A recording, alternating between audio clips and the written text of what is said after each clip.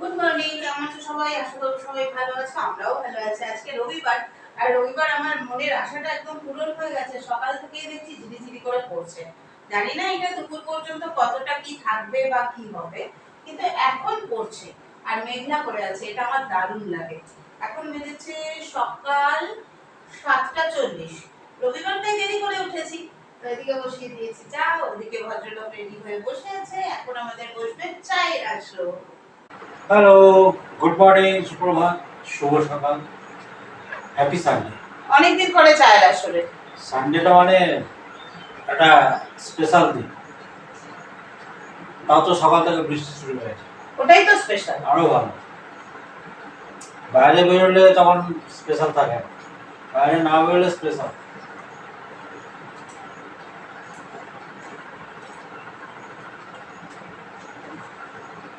এইরকম বৃষ্টি ভালো লাগে, কিন্তু একটানা 5-6 দিন বৃষ্টি ভালো লাগে।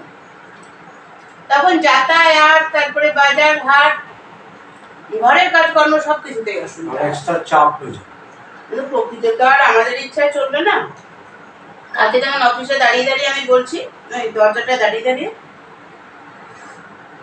যখন অন্ধকার করেছে টোটোটা আসছে সেই সময় বলছি, এখন হাওয়াটা এরকম থাকলেই ভালো হয়, ঝড় উঠলেই মেঘটা চলে যাবে, কিছু আমাদের ইচ্ছে মতন হবে, আমরা বাড়ি পৌঁছবো, তারপর বৃষ্টি নামবে।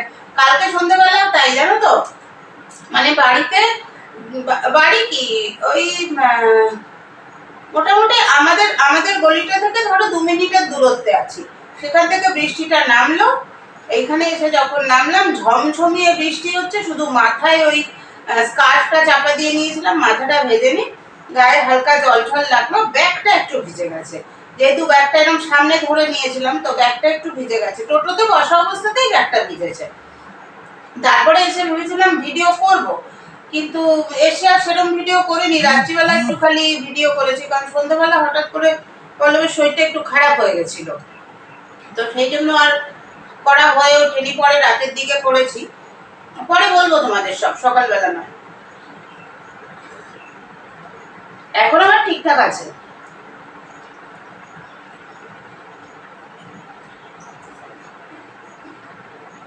আসলে সুগারের পেশেন্টদের এরকম হয়, ওটাই হলো ব্যাপার। এখন চাঙ্গা তো?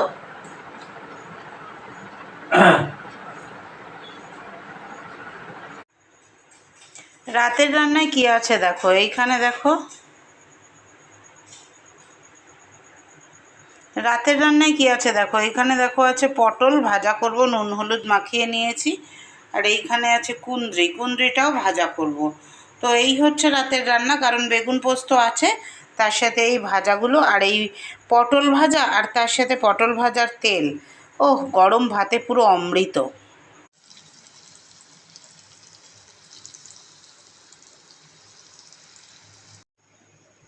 এই যে পটল ভাজা, ব্লিঙ্কিটের পটলগুলো না খুব ছোট, মানে দেশি পটল তো সরু সরু, ওই জন্য খোসা শুদ্ধই ভেজেছি।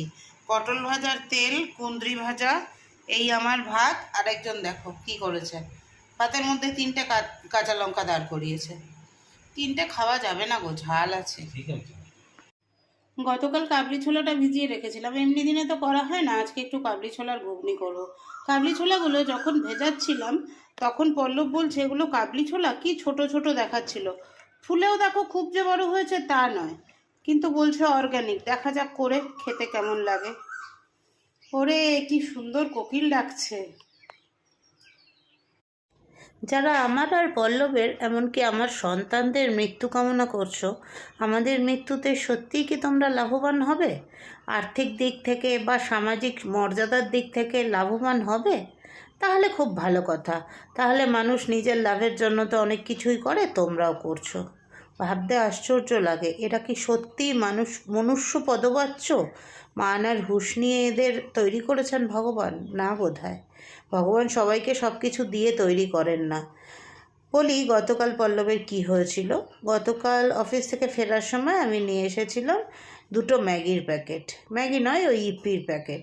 তো সন্ধেবেলা এসে অফিসে একটু চাপ ছিল, যার জন্য মাথাটা যন্ত্রণা করছিল। তো বললাম আগে কি খাবে? পল্লব বললো আগে চা করছি, তুমি বলছো মাথা ব্যথা করছে, তো চাটা আগে খেয়ে নাও। হ্যাঁ চলো চাটা খাই। চা খেলাম। চা খাওয়ার পরে প্রায় ঘন্টাখানেক বাদে আমি ইপিটা বানালাম, একদম ঝুরঝুরে করে ইপিটা বানালাম। হালকা একটুখানি গ্রেভি ছিল আর কি, ঝুরঝুরে একেবারে নয়। ডিম দিয়ে ম্যাগিটা বানালাম। ম্যাগিটা খেলো। ম্যাগিটা খাওয়া দাওয়ার পরে ঘরে গিয়ে আমরা বসছি, ওই সময়টা হচ্ছে ও একটু ফোনটা ঘাটাঘাটি করে আর আমি একটুখানি আমার সেলাইপত্র নিয়ে থাকি। তো সেই সময়ে হঠাৎ করেই পল্লব বলল যে আমার না শরীরটা কেমন হালকা লাগছে। শরীরটা কেমন হালকা লাগছে বলেই ও শুয়ে পড়লো। আমার মনে হলো যে নিশ্চয়ই ওর সুগারটা ফল করে গেছে। ঘরে আমার বোঁদে ছিল ফ্রিজে, 1 চামচ বোঁদে ওকে দিলাম আর লোকনাথ বাবাকে শুধু ডাকতে লাগলাম। বোঁদেটা খেয়ে 1 গ্লাস জল খেলো। মিনিট 10-15 বাদে বলল না এখন শরীরটা অনেকটা ভালো হয়েছে। জল খাবার এতক্ষণে রেডি হয়েছে, কাবলি ছোলার ঘুগনি আর এইদিকে হচ্ছে লুচি। ওরও তাই 4টে লুচি, আমারও তাই 4টে লুচি। আর বরাবরই ফুলকোগুলো আমি ওকেই দিই। ভালো জিনিসটা পুরুষদের অনেকেই হয়তো বলবে, কিন্তু ওর জন্য তো অভ্যাস হয়ে গেছে। এখন আবার ও করে কি, যে যদি কখনো ওকে দিতে দিই ও তখন ভালোটা আমাকে দেয়। ওই আর কি মিলিয়ে মিশিয়ে। শাক বাছা স্টার্ট করেছিলাম, স্টপ রেখেছি। চলো ঘড়িতে বেজেছে এখন 10টা 45। চিকেন নিয়ে এসেছিলো 1.5 কেজি, তার থেকে এইটা বেরিয়েছে সলিড পিস। এই সলিড পিসটাকে রেখে দেবো, তোমরা জানোই যে সলিড পিস আমরা আলাদা খাই। আর এই যে চিকেনটা, এই চিকেনটা পুরো আমি করে নেব। চিকেনটা ধুয়ে ঠুয়ে ঝুড়িতে রেখেছি যাতে জলটা ঝরে যায়, এটা করে তারপর রাখবো। এই দেখো আজকে বানাবো ধামসা আলু দিয়ে মুরগির ঝোল। তখন তো দেখেইছো চিকেনটা রেখেছি, এই যে ধামসা আলু ভেজে নিচ্ছি নুন হলুদ দিয়ে, এই দিয়ে মুরগির ঝোল করবো।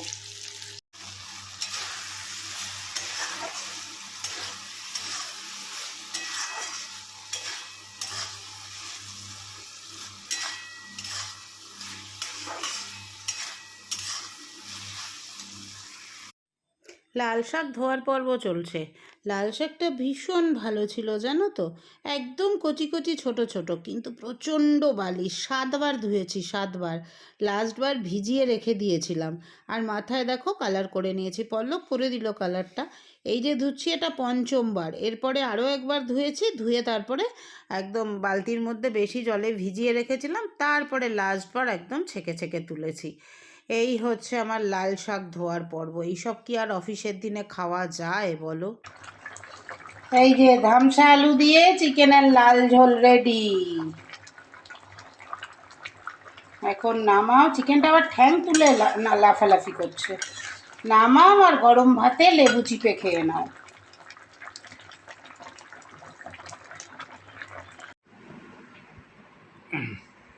সানডে লাঞ্চ দুটো আইটেম আছে, অনেক দিন পর লাল শাক পোস্ত দিয়ে, আর আছে চিকেনের একেবারে হালকা পাতলা লাল ঝোল, আর এখানে চিকেনের সঙ্গে অবশ্যই কাগজি লেবু।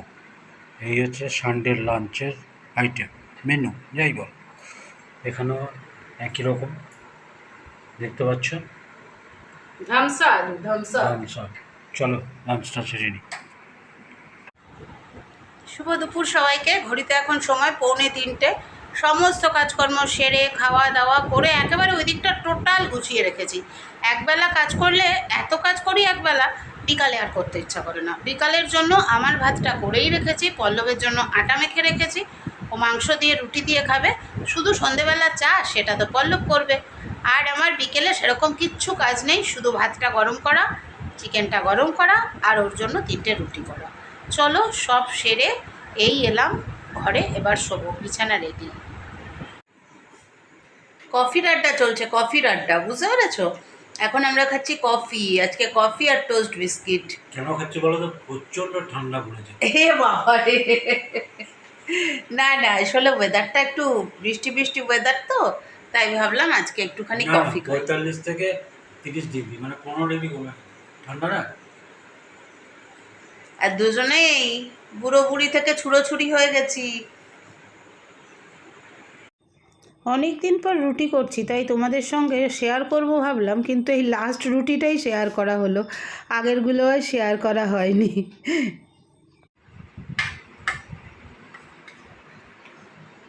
সানডে ডিনার আমার হচ্ছে রুটি আর চিকেন, দেখেছ? চিকেন। আরেকজনের আছে ভাত আর চিকেন। কম কমই খাওয়া ভালো, খাওয়া দাওয়া উঠে পড়া। কম কোথায়, তোমার কি কম হচ্ছে? চলো খেয়ে উঠে পড়ি। রাতের খাবার এই তো একটু আগে কফি খেলাম। চলো, মোটামুটি কাজকর্ম শেষ, এবার বাসন কটা মাজবো, বাসন কটা মেজে ঝুড়ির মধ্যে উপর দিয়ে চলে যাব শুতে। তো রবিবারটা এইভাবেই শেষ হয়ে গেল, মনটা খারাপ হয়ে যায় রবিবারটা শেষ হয়ে গেলে। কাল সকালে উঠলেই আবার অফিস যাওয়ার তাড়া, কিন্তু কি করব, এইভাবেই তো চক্রবৎ ঘুরতে থাকবে না। চলো সব কাজকর্ম শেষ করে তোমাদের সাথে একটুখানি গুড নাইট করে নিলাম। এই বাসনগুলো ধুতে ধুতে, বাসন বেশি থাকে না, সব ধুয়েই ফেলি কাজ করতে করতে, যতটুকু কাজ করি ততটুকু ধুয়ে ফেলি। তবে আজকে রবিবার বলে তবু একটু বাসন বেশি হয়েছিল, কারণ দুবেলা ঘরে খাওয়া হয়েছে, না হলে অন্য দিনে তো আর তা হয় না। অন্য দিনে একবেলাই খাওয়া হয় ঘরে, আর একবেলা পল্লব খায়, পল্লবের থালাটা পল্লব ধুয়ে রেখে দেয়, ওর তো আর কিছু থাকে না, ওই থালা আর হয়তো একটা বাটি থাকে, ওরটাও ধুয়ে নেয়। আর এই যেইটুকু থাকে এইটুকু ধুয়ে টুয়ে পরিষ্কার পরিচ্ছন্ন করে রেখে দিলাম।